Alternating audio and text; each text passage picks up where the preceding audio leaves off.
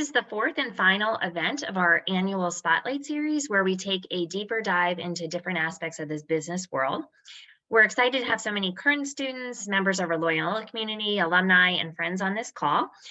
We did have a large number of registrations for the panel, so it shows you just how important the topic of sustainability is. Becoming environmentally, socially, and economically sustainable is imperative for businesses today. But as you'll find out later in this presentation, first organizations must identify and manage the risk affecting their business practices. So today we'll discuss emerging initiatives in this area and why sustainability is important. So without further ado, I want to turn this over to Mark Hubbard. Mark is an executive in residence and professor here at Loyola, and he will be the moderator for tonight's panel. Mark? Yeah, thank you, Trish, and thank you to everyone who took the time out of their busy schedule to join us. And luckily, this will be recorded so that we can recreate it and show it in other classroom settings or as we go forth. And also want to thank the panelists. I know this is a very busy time of the year. Seems like everybody's back to work the third week in March, and it's just hard to take a breath and talk about these issues. I want to go through the panelists one by one, just give them an opportunity to introduce themselves so you understand their context. And we'll go back with some initial questions from each of the panelists to take us from risk in sort of the macro setting, the academic sort of theoretical setting, and then segueing through the business continuity and into sustainability management and how risk factors into that, as well as some emerging initiatives in the sustainability field. So thank you again, and we will start with Professor Jeff Cummings, if you would introduce yourself, please. Hi, everyone. Thanks, Mark. So I'm a full professor here at Loyola. I hold a BBA and an MBA, which I used initially to pursue a career in investment banking and then management consulting. And after about 20 years of doing that, I went back to school and got a PhD to escape from the business world. And I joined Loyola. And I guess that was about another 2 decades ago now. So I counted 40 years at this. Anyway, I research and teach in the areas of strategic management, strategic alliances, and more recently, risk management. And I guess I'll just quickly state that as far as risk management, I'll just kind of set the tone a little bit for this. Consider a company that sets a number of strategic and other objectives for their strategy. Now, of course, they're going to want to manage anything that might hinder their achievement of these objectives. And this is where risk management comes in. It involves using tools and processes to address uncertainties and achieving objectives. And so right now, the objective that I'm trying to do is be heard over the lawnmower and blower that's outside my window. But so anyway, we'll get to more of the risk management after everybody's had a chance to introduce themselves. And there's a risk that could occur. See what I did there? So what's the likelihood and how severe or allowable it be? We'll come back to those sort of risk parameters in a minute. Thank you, Jeff. It's a great start. Jumping to the bottom of my screen anyway, Carl Price, a good colleague and friend for many, many years. We've been in the professional world together before in public safety and government, actually, before he landed at Under Armour. And Carl, if you could introduce exactly what you do for Under Armour, please. Yeah, absolutely. Thanks, Mark. And it's a pleasure to be here this afternoon, this evening with you all. My role at Under Armour, I've been with the brand for 4 years now. The global director of environmental health and safety. We have 3 aspects of our business. We have corporate, we have retail, and we have distribution. So distinctly different parts of the business. And so I work to reduce and mitigate risk and look at all safety related issues that involve the business, from our athletes that shop at our stores to our teammates that work for us to the other folks that we do business with. But those of you that are in Baltimore probably know that we're building our new corporate campus over on the newly rebranded Baltimore Peninsula. So, as we build out over there, working with our GC and contractors to ensure that what they are doing is, in accordance with the state and federal regulations as it relates to occupational safety and health. So just, kind of a broad brush kind of thing. As Mark said, came from background in public safety. We worked together for 3 decades in the Baltimore County Fire Department. Had a pretty decent run of a career. Finished as the fire chief there, and I've been with the brand. And I just have to say that I like the uniform here a lot better than I did there. So polos, running shoes, and jeans aren't. That's not a bad way. That's not bad business casual. Outstanding. Thank you so much. And we will certainly come back to you on what a day looks like in your day and what keeps you up at night, especially with a global presence and the world never closes. Last I checked, somebody's doing something somewhere. So thank you. Next up is Erica Summers, who is joining us from the Maryland Department of Emergency Management. Erica? Hi, everybody. Like Mark said, I'm Erica Summers. I'm the Nonprofit Engagement Program Manager at the Maryland Department of Emergency Management. I came to MDEM about 2 years ago, pre-pandemic, following the completion of my master's program at the University of Baltimore. And then I studied public administration and policy with the hopes to become a really great public servant and then to at some point serve in leadership. Specifically working though to serve underprivileged populations, because I think that that's something that's near and dear to my heart, just as I've gone through all of my collegiate studies. And so in my previous undergrad life, I also studied community health, and I really love to work with the public and nonprofit sectors. I also like to do a little bit of education where I can, but I love that working with this group because I think that they are the ones out there who are doing all the work in the communities, and it really starts with them and preparedness and all those great things in terms of emergency preparedness is concerned. And so I'm eager to impact those communities. And so at MDEM, I work under the non-governmental services team, which is rather new to MDEM, but there I serve both the public and private sectors with the non-governmental services team. And really what we do is we try to make sure that we're providing relevant resources to our private and public partners to make sure that they are ready for to mitigate disasters, they're prepared, they're connected to their community resources, and more importantly, they're connected to us, which obviously is going to make sure that we're getting them the appropriate information that they need in time for disaster, and also helping them to do all types of things. And considering it's a new program, a new branch that we're working under, we're always interested in improving our services, and we always are surveying the public and private sectors to figure out what exactly they're looking for, trying to figure out what new risks are coming. We learn a lot and we do a lot for our folks, and it's evolving, it's growing, and I'm excited to be a part of the team there and excited to talk to you guys today. Thank you so much, Erica. And poor Erica, I saw her in a seminar a couple of weeks ago, and I heard her speak about her area of responsibility. I said, well, this is a perfect fit for this panel. So here she is. Be careful. There's always somebody out there lurking, looking to poach you or recruit you for something.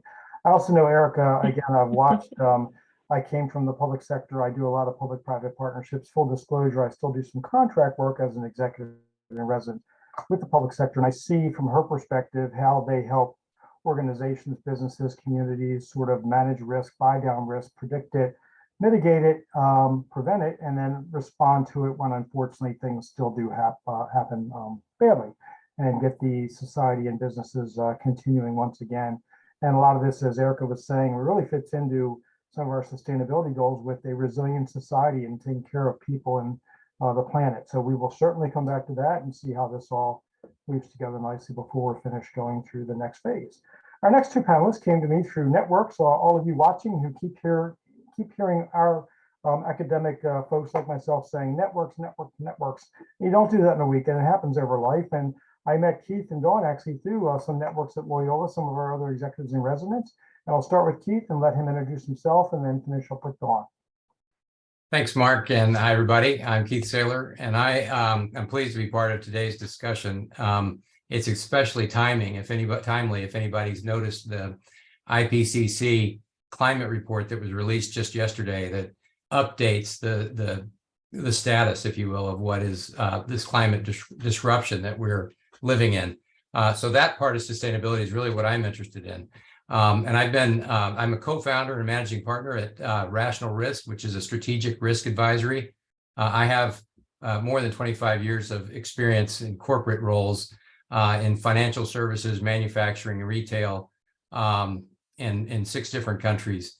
And I do strategic planning, product development, marketing, and operations. And a little bit like Jeff, I kind of went back to school recently, actually, to get a second master's in enterprise risk management, not only to escape the corporate life. I think that I want to keep a foot squarely there, but really the the way that risk management works, it's not, I don't look at risk management as a compliance function, as an audit function.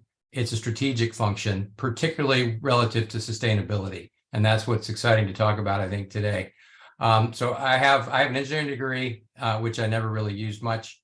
And I have an MBA from the Stern School, which I found to be very helpful. So I would encourage those in the audience to be lifelong learners and go beyond your MBA, but go back and use your MBA as well. Don't ever, the skills and knowledge you're using will be relevant in a very different future that we're facing. So in a previous role, I was a manager director at Swiss Re, which is a global reinsurer, the second largest reinsurer in the world, and the second largest risk manager and risk taker in physical risk space. I was involved in a lot of product development work. Swiss Re, more than 30 years ago, was already waving the flag about the implications for climate change. And so I was a part of that, and I'm hoping that my recent education in risk management can help me put that to work again. So I'm actually very interested now, moving from the physical risks of climate change to the transition risks that climate change poses for companies, small, mid-sized, and large companies who are facing a very different future, and how they make sure that they don't have stranded access, adapt to technology changes, social changes that are all coming about with the disruption that is represented by climate change. So I look forward to sharing my insights tonight and building off of the dialogue among the other panelists. Thank you, Keith. And a couple things. Thank you so much for reiterating with the audience, and many of them are students, saying you never stop learning. And many people think, oh, I'm going to be finished, I'm graduating, that's it. It doesn't work like that. You will get the fire in your belly to go back and also keep yourself relevant. And thank you again for using the risk word and the strategy word in the same sentence. I'm pretty sure Professor Cummings is like Vendoing you $100 as we speak, because it just, you get it. And that's one of the key objectives of today, is to link those things up and show the rational relationship there. Dawn, finish out for us, please. Hello, everybody. Dawn Rittenhouse. I spent my career at DuPont. I actually came out of school with a double major in chemistry and economics, which was a really unusual double major at that time. Ended up being fortuitous when I ended up in sustainability a couple decades later. But I also worked in packaging and agriculture. But in 1998, our CEO said, hey, we got to figure out what this word sustainability means for a company. And I was lucky enough to get that, and was part of that role at DuPont for the next 20 years. I left in 2019 when we were merging with Dow and then breaking into 3 companies. Decided after 20 years, it was time to try to do some other things. And so since then, I've been working with smaller companies who are really interested in putting sustainability into their strategy and kind of jump starting the work, not having to go through the long processes that we did as it evolved over those 2 decades. Thank you, Dawn. Isn't it great to jump on a moving train? And it sounds like a lot of us have been along for the ride and seeing the evolution of things. And I know for a lot of people, sustainability, before it was even called that, was all about compliance and, okay, let's not break the law by polluting the water or the air, and let's not make people upset by violating labor and employment law. And we certainly know it's much richer than that and more comprehensive and strategic, and not just about compliance. So thank you all for saying that, and what a great start. And again, to the audience, I hope you see already what the boundaries of this topic are, just from the introductions and the kinds of things that we will be discussing here over the remainder of the session. So back to the top, Professor Jeff Cummings, if you could go over again, what is a good working rational definition of risk, maybe from the academic setting? What sort of trends and forces do you see? And something I know we discussed before is the major challenges for risk practitioners. So hopefully that makes sense, and you can launch a little discussion there. That's a great question, and I'm excited to hear my colleagues' thoughts on this, because some of it's already been mentioned in different ways, and it just, as you indicated, Mark, it just shows the kind of boundaries to the whole field. I'm more of a recent convert to the risk area. I studied through a Fulbright fellowship with Lund University in Sweden 5 or 6 years ago. And in doing research and teaching about risk management, both with Lund and here at Loyola, and by the way, I'm teaching a risk management course in the PMBA coming up in May. So please sign up if you haven't already when it gets available. Anyway, so it's clear to me that the link between objectives and risks is broken. And I mean that at every level. As I said before, risk is an uncertainty on achieving an objective. So you've got to have an objective before you can have a risk. But if risk identification only happens after you have objectives, then the risk process moves out of the executive suite where the strategic objectives are set. So here's the way I like to think of it, right? So here's the objectives that are now set in stone. In comes the analysis of risk. And guess what? Since this is already set in stone, risk becomes a compliance type activity rather than an integral part of the strategy making system. So if CROs, chief risk officers, do not have a seat at the table during the strategy sessions where the objectives are determined, they are not going to be able to influence how risk is being treated. So in other words, if this objective is being formed and it's soft, and that's where the risk experts, the CROs of the world come in, they can influence the formation of objectives that are risk influenced. If they're not at the table, you might just call it list management rather than risk management, right? Because this thing's set in stone and in come all these risks that are compiled into a list that then gets attacked. That's an after the fact type of activity, which really is compliance oriented. Now, of course, some of the leading organizations like COSO and AICPA, RIMS and others, they recognize this and they're seeking to infuse risk within the strategic management process, right, in order to avoid this very issue. But it is a huge challenge. It's really interesting, and even in their materials, even their training, they kind of gloss over setting of objectives and then hit all the risk processes. And they don't do a good job integrating the risk as part of the formation of objectives. So in fact, one of my friends was the CRO at HUD for a number of years, and he's since moved to Deloitte and part of their executive practice in risk management to help them figure out how to deal with this challenge with their clients. So here's my take on this in the relationship to sustainability. If this is such a big challenge for the CROs, I can't even imagine what it's like for the CSOs, the chief sustainability officers. They too need a seat at the table in the executive suite. Otherwise, back to my objective idea, in comes the sustainability issues. Are they just going to be lists of things, or are they going to influence the actual strategic long-term objectives of the organization?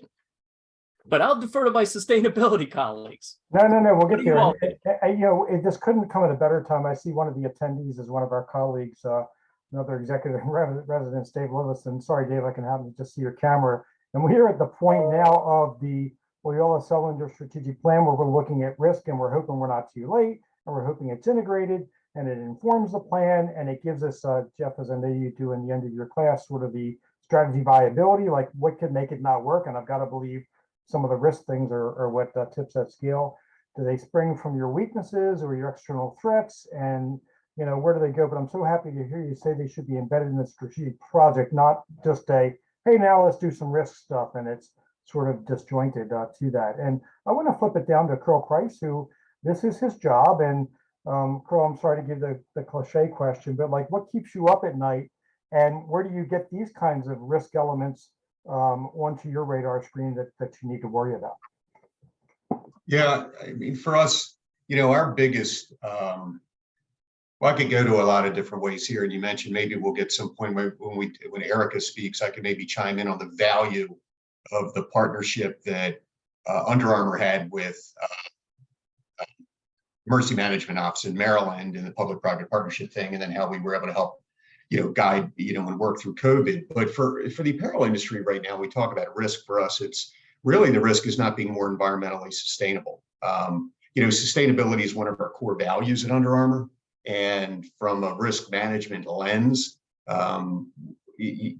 there's all kinds of other things that can impact us. But right now, to stay competitive, to stay valuable, our investors want to invest in sustainable companies. Our customers want to purchase sustainable products. They want to know that the products that they're purchasing, again, are sustainable. And countries around the world, including the US, we see it here. We're changing legislation to drive companies to be more transparent and sustainable. We mentioned a report that came out yesterday talking about climate change and the impact that it has when textiles and other materials that Under Armour uses to manufacture and make shirts and shoes, what's the impact of the environment, and what's that downstream, upstream and downstream look like? What does it look like to our end users? But what's it look like to our investors and our shareholders? Are we turning a profit?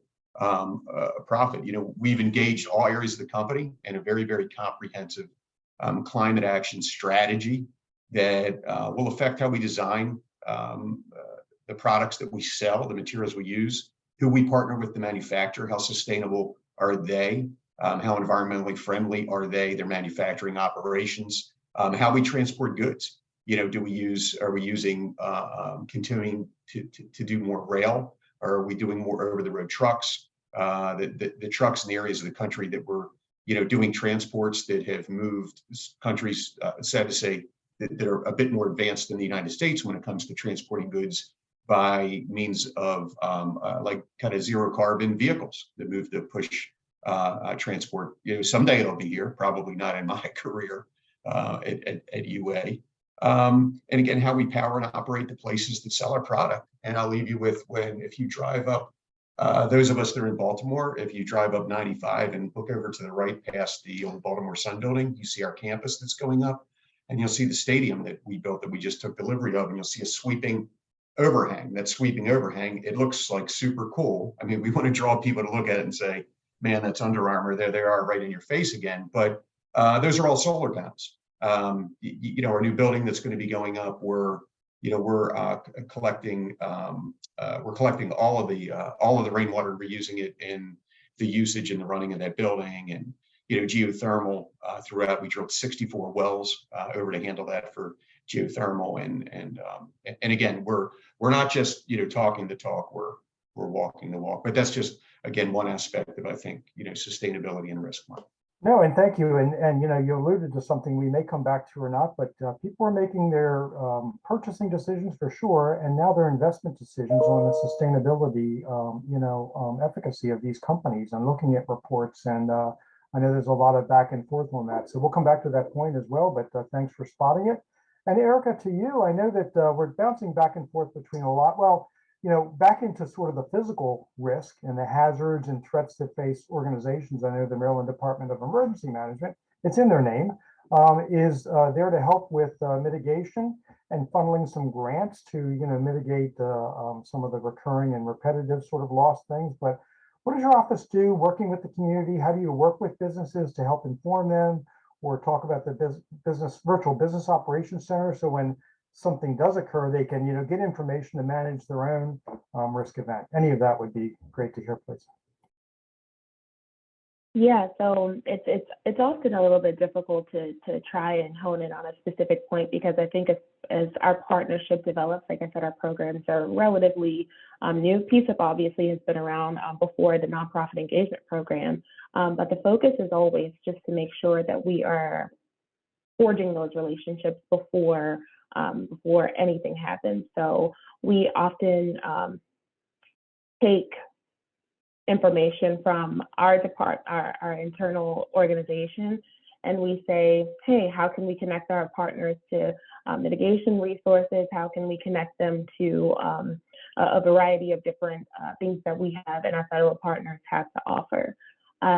In particular, I think that when we talk about some of the resources that are available, I mean, again, we're connecting them all the time to whatever they need. So sorry if I'm not being like very specific on anything, but it's We just have the ability to connect our partners with whatever they're looking for. In particular, one that I can comment on is the faith-based organizations.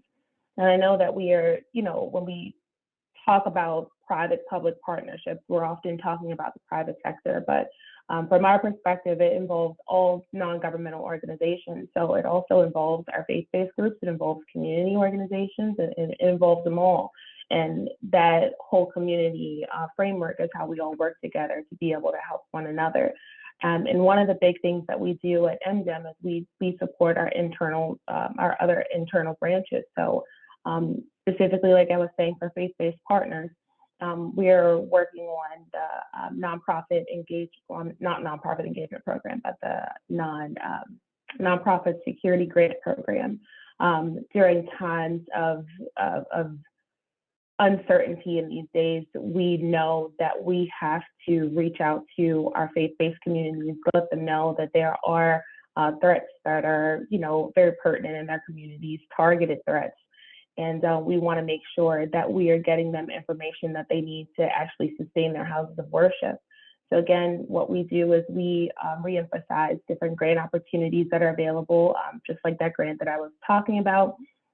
They have the ability, once they have those resources, they then have the ability to go and apply for a grant that can actually help them get the monies that they need to sustain their houses of worship. And oftentimes that comes with one of our folks from CISA that will help them go out and do a vulnerability assessment. And oftentimes that will aid them in being able to identify the risks. And sometimes you don't know what those risks are. Sometimes they just might not even understand where to begin. Often that's what I see often. Is folks not really understanding where their risks are, what they can do, how they can get involved, where they can start. So oftentimes it's just getting the conversation started to let them know that, hey, there's a vulnerability assessment out there that you can that someone can help you with, that you can, somebody can walk you through, and you can figure out what it is that you actually are going to be needing to do to harden your physical security. So just things like that, we definitely always help in terms of that level of mitigation and connecting those dots for folks. That's more so, I think, what we do. No, thank you. And perfect. And I think that, this is a blind spot for a lot of people in the business world. I know we bring it in a little bit. Many of our students, graduates, wind up working in or with or for the public sector or subcontractors or something. And I know that, there's a critical infrastructure theory that, most of the critical infrastructure in our society, bridges, roads, communication sectors, banking, all that kind of regulatory stuff is in the private sector. So when it fails, there needs to be that sort of public response. The U.S. Department of Homeland Security turns on flows of grant monies to private sector organizations based on how good their state emergency management agency is. And something, Jeff, I think I may have shared this with you at one point. They use this matrix of a risk matrix that comes from, it's called a FIRA, threat and hazard identification and risk analysis. And from that, they make strategic decisions about where's their money going to go and how they're going to buy down the risk. So this all comes together, and it's not just a government thing. And anybody who says my risk plan is to call 911 doesn't get it. And we know that much of this is internalized because it has to be for a bunch of different reasons. So one other acronym that Erica glossed over, government people talking acronyms, it's just what they do.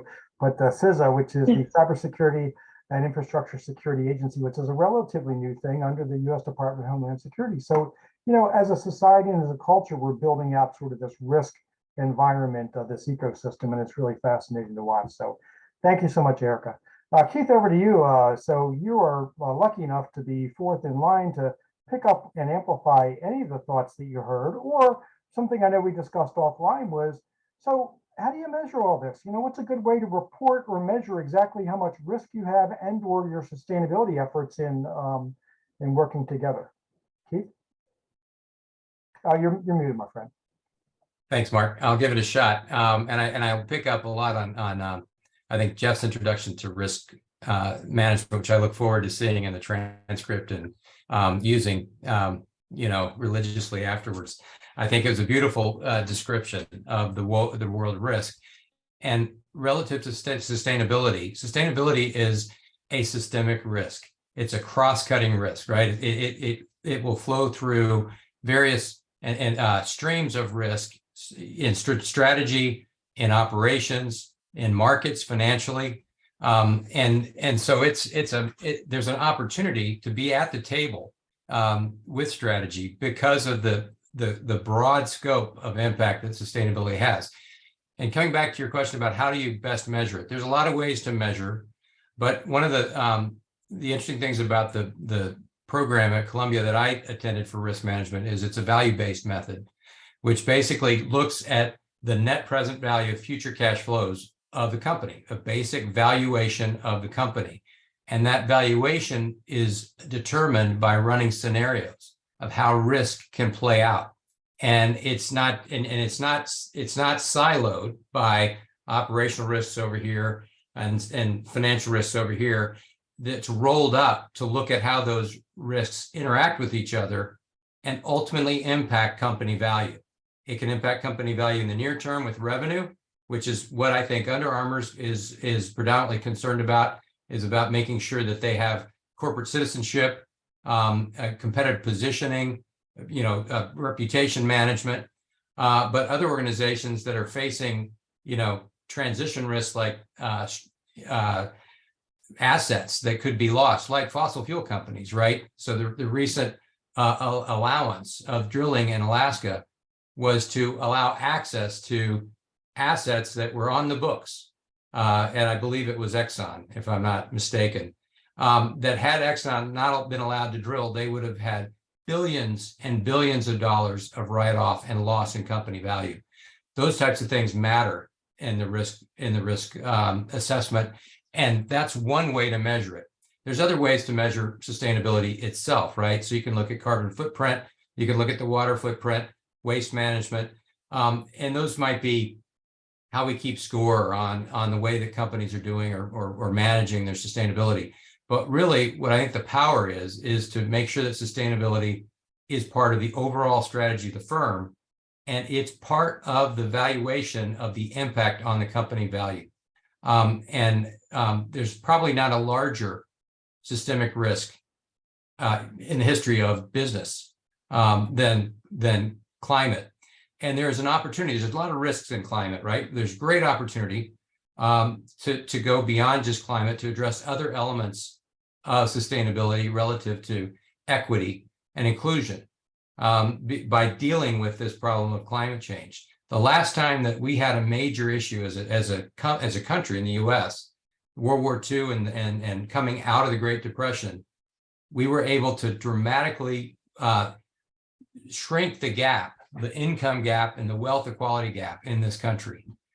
Since the 1980s, that gap has steadily grown.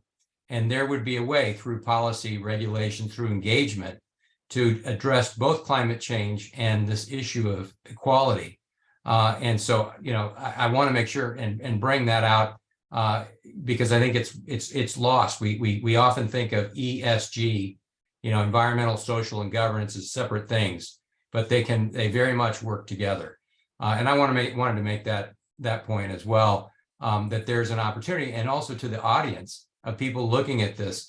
The future is definitely uncertain thanks to this disruption of climate and what it will do to industries and jobs, not to mention other macro trends that you're looking at. But in that disruption and in that uncertainty, there's great opportunity.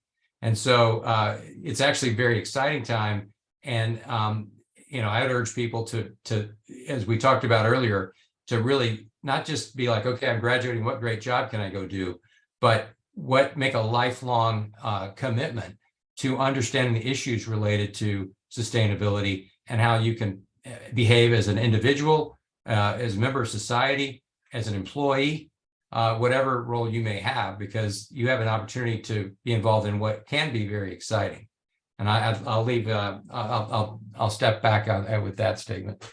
Yeah, thank you, and that's really good guidance, and I appreciate the broad look at that. And again, a takeaway I had is certainly, I think now more than ever, we have metrics or, data that really can show progress in specific things, not just this very subjective, well, we're green or, trust us kind of a thing. And I also heard something mentioned, and the accountants will light up, is the measurement of goodwill or reputational harm when you're not.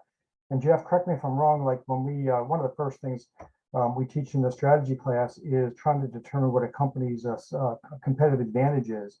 And it used to be a competitive advantage was being sustainable. And now it's flipped where if you're not sustainable, when you've got bigger, fish to fry, and it's also almost become a leveling field of progress. So on that note, I want to go over to Dawn, and Dawn has discussed offline her career and watching some of the evolution of some of the sustainability practices as we see it today. And can you walk us through that, Dawn? What was it like when you started, and what was your initial charge, and how did your career come together in the sustainability professional field? Sure, Mark. So as I said, back in 1998, the CEO said, hey, we need to figure out what sustainability means to a company. Before that, it was really a government-driven thing. The Brundtland Commission had come out with this definition. The Earth Summit was the UN meeting to determine what things, and it was hard for a business to get their arms around, well, what are we supposed to do here? And for a company like DuPont, a big chemical company with lots of emissions, lots of energy use, it really did start with our footprint and our operations. And I spent, most of the first decade really focused on how do we get our arms around what is our footprint? What are the biggest issues? But since about 2000, sustainability itself has morphed. It's become much more than just environmental. It really did pull in a lot of the social and more recently the governance kinds of things. But it also, I think, as activists and others realized that even if all of the big, huge companies, the Fortune 500 companies in the world became totally sustainable, we weren't going to get there. There were so many other things. So there became a lot of push on like how you think about your supply chain, and not only is it your risk, but how are you using your clout to push your supply chain to be making progress on these issues. Walmart was one of the early ones. The Project Gigaton. We're going to take a gigaton of emissions out of our supply chain, And so I think there was a lot. What I found a lot more interesting was thinking about your products. How are your products used? Now, obviously, I was with a company that we were early in a lot of supply chains, so our products were used by lots of different companies. And if we could better understand what are the risks and issues associated with the sustainability things, how did we develop products faster than our competitors did that helped solve these issues? And that became, to me, it took sustainability from being just a risk focus. We've got to get out of the public eye. We've got to be in compliance to say, if we think about this strategically, as Jeff said, and really drive it, it's a new business opportunity. We're going to create new markets. We'll be first in with new solutions that are going to reduce greenhouse gas emissions, that use less water and stuff. And I think that's where it became a much more energizing, and it was, as Jeff said, much easier to get it onto the radar screen of the C-suite, because when we were saying it's not just about you're going to be in trouble if you don't do this, but you're going to grow. So I think that's we need to balance those two sides of the risk management. How do you think about resilience with how are you looking at this as a big opportunity for the company in the future?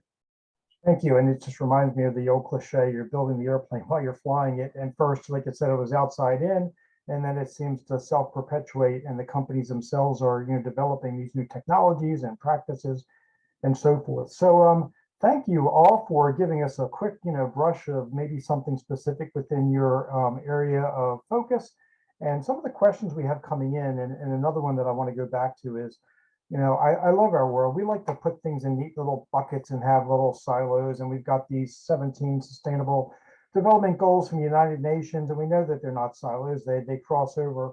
Do any of you see any of those 17 sustainable development goals as easier to achieve, more difficult to achieve, more controversial? We know that there is a lot of political argument in the sustainability world and the investing world and all of that. And Trish, we're going to need like 3 or more of these sessions to talk about that. But for the time being, do you see any of these sustainable development goals that were easier or more difficult, or just any that you want to discuss at this time? And open this up to anybody who wants to unmute and jump in. I'll jump in on the SDGs. You know, they, again, just like sustainability start off, these are really government driven things. And if you go into underneath the 17 goals and 169 metrics, they really are being measured by, you know, what countries are doing. And they are so interlinked. And were they aspirational when they came out? Yes, I think all of us looked at this and say, you know, we couldn't even imagine how you were going to make that much progress across all of these 17 different areas. If I'd have to say, while we're certainly not making the progress that we need to, the world is coalescing more on the climate issue itself. You've got, you know, agreements in place at the international level. You've got a much more tracking type of processes. It feels like, as opposed to particularly some of the social ones, where, you know, feeding the world, we're kind of going in the wrong, really in the wrong direction on that one right now, not because of some other things like the war in Ukraine, where food is now becoming a bigger issue, particularly wheat. So I think if I had to pick one that I'd say the world is more coalesced around, it would be that one. Okay. And, you know, again, we also know, and many of us teach, that a lot of these global organizations like the World Trade Organization, the World Bank, the International Monetary Fund, they're also drivers and participants in trying to set the tone and the expectations and the access to capital wealth, or at least, you know, some sort of progress. But Keith, you and I were talking before as well about there's a perception that there are certain countries that are further ahead than others, and maybe the US could be doing a little more. And what's your reaction to that? Yeah, so thanks, Mark. I would say, just before we leave the 17 SDGs, that they are definitely important, and you look at that and you're reminded about many of the challenges we have in the world, beyond our own little lives that we have each day, and the jobs we do. But I would be somewhat critical of them as well, because 17 is a lot. And having been in, you know, if you in any kind of a professional role, you realize that having more than 3 goals is really, really tough. And so there's some work that I think that needs to be done to tie those together, show how they link. Again, I think that the really existential issue right now is climate. And as Dawn said, I think that's what we're coalescing around, and how can we also address these other issues as we address climate, as opposed to treating them as discrete issues. So that's one thought. But coming back to your point about, you know, as an American I've lived outside the US for more than 18 years. I grew up in Belgium and Italy, and then I worked in a number of countries back in Europe as well at different times. It's really amazing how different the worlds are. And the Europeans are setting the pace in creating standards and proactively setting regulations. Part of it is that they've got a lot of practice at that. It's part of being part of the European Union. That's the job of the EU to do that. And so they're extending that to other practices. They lead in banking and financial stability kind of practices, and they're leading in sustainability as well. And I think the challenge we have in the US is our government is really reticent to take tough stands. So we've left a lot of the work to market-based approaches, to agreements around industry bodies and organizations. And although that's also needs to happen, that's a lot slower. And that's the concern that is creating a problem for many organizations, companies that are trying to project out about what's going to happen. What will the rules be on? Will there be caps to carbon emissions? Will there be these? What are the tax implications going to be? What investments will the government make in technology? Will it be to a competitor, or will it be, will I be able to access that those same advantages? And that uncertainty is more pronounced in the U.S. And so there's a lot of work that needs to be done there. And again, I say that because what a great time, again, to be an MBA student and to be looking at the future. There's plenty of opportunities to go to work.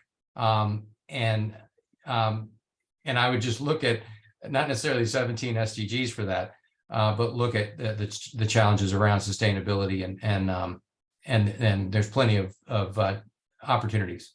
Thank you. Yeah, and Carl, I think you heard you lean into this a little earlier where, people might love your shoes and your brand, but at the end of the day, they really are sophisticated enough to look at your sustainability, footprint and initiatives and prerogatives. And that was great. Do you get any sort of specific, direction? Are you expected to figure it out? I mean, it sounds like you certainly are keeping up with the trends and forces here, but what does the inside corporate culture look like with sustainability being pushed throughout the organization?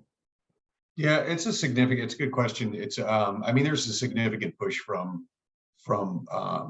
internally within our company towards more sustainability. And when we think about the 17 SDGs and things, I could go through the list and think of just things where we're not addressing. I don't think we're outwardly addressing all 17 as a corporation, as a global corporation, but based on, you talk about Keith, who's got decades of living outside of this country.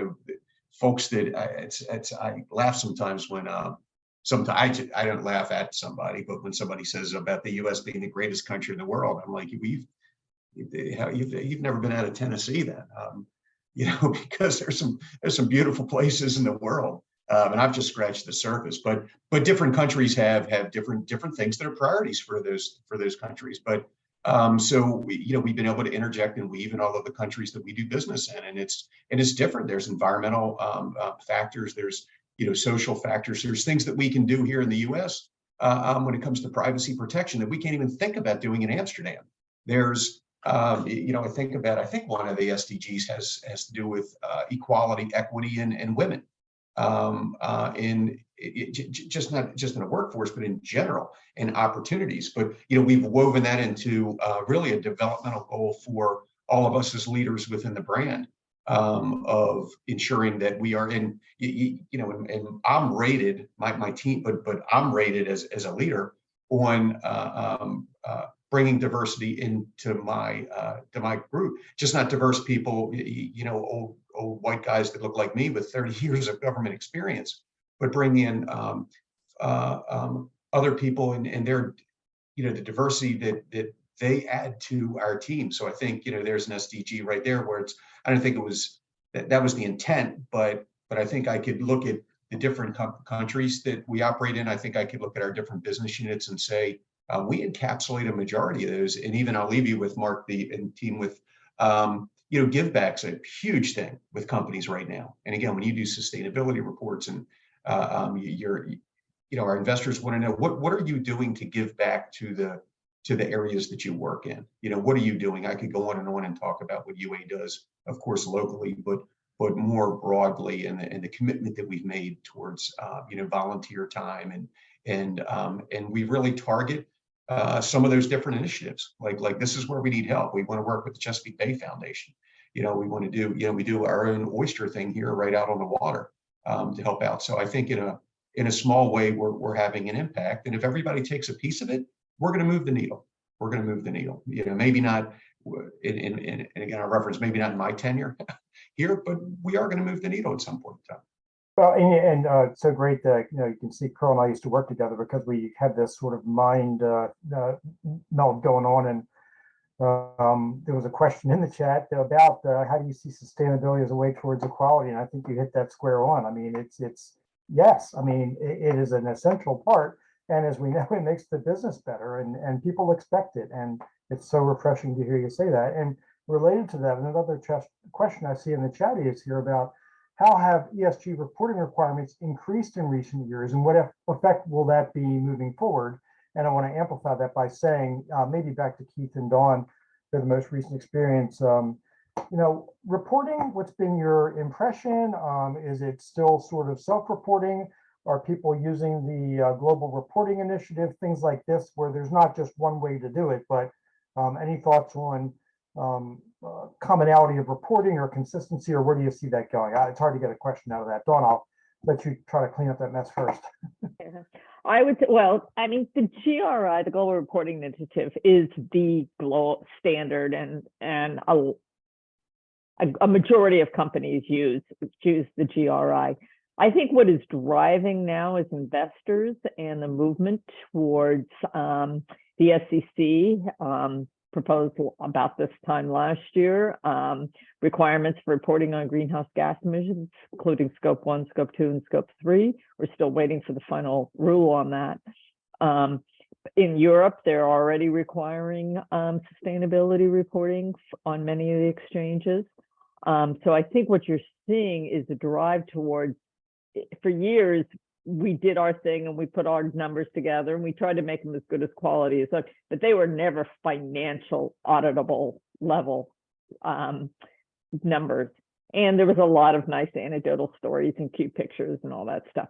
It is being driven much more the way the financial reporting is. If we want to see data, we want it third-party audited. We want to know, what you're actually doing, and we want to be able to compare to your competitors, just like we can compare your financials to the competitors. So it's becoming a lot closer link with finance teams, I'd say, and sustainability teams for the reporting. Great. That makes, thank you. That was a great answer, I think. And also, like you said, I read a lot of sustainability reports, and some of them are very pretty. I mean, they're also a good marketing tool. And depending on the audience reading it to communicate, you don't want to see all spreadsheets, but at the end of the day, there needs to be some consistency and comparison. And Keith, do you want to chime in on that? It seems like I'm going to be a little bit provocative about that, because I've been on both ends. I actually spent some time at the world's largest company in terms of number of employees, which is Walmart. And then I've more recently been at what felt like the world's smallest company, an automation, robotics automation company, which I was a partner. And so I've been on both ends of the supply chain, putting pressure on others and receiving the pressure that's coming from upstream. And it's heavy duty, because not only is there the reporting for sustainability that we need to provide, and that we were providing, but also cyber risk resiliency, and also supply chain resiliency, and sourcing information not only related to sustainability. So there is a danger that sustainability can become compliance and become one of those things. You're checking the boxes, you're having to do it, and we're adding, companies like Netflix recently has started to release their sustainability report. It's 42 pages long. It's separate from the 10K. We have to be careful, I think, about that. And I think that honing in on the metrics that matter would be much more helpful. And one of the key ones is carbon footprint, right? That's what drives the vast majority of climate risk, not necessarily other sustainability issues. So just wanted to be provocative a little bit about that, to say it's getting better, but let's be careful about measuring everything we can, and instead measuring what matters most and doing it well. And Dawn said, mentioned the words about third-party verified, things like that, to avoid greenwashing and virtue signaling that is not helpful to sustainability. That I would hope would be an effort. And we're seeing some pushback, unfortunately, that's not necessarily a little bit too much perhaps on ESG, coming from some states and governors with conservative views.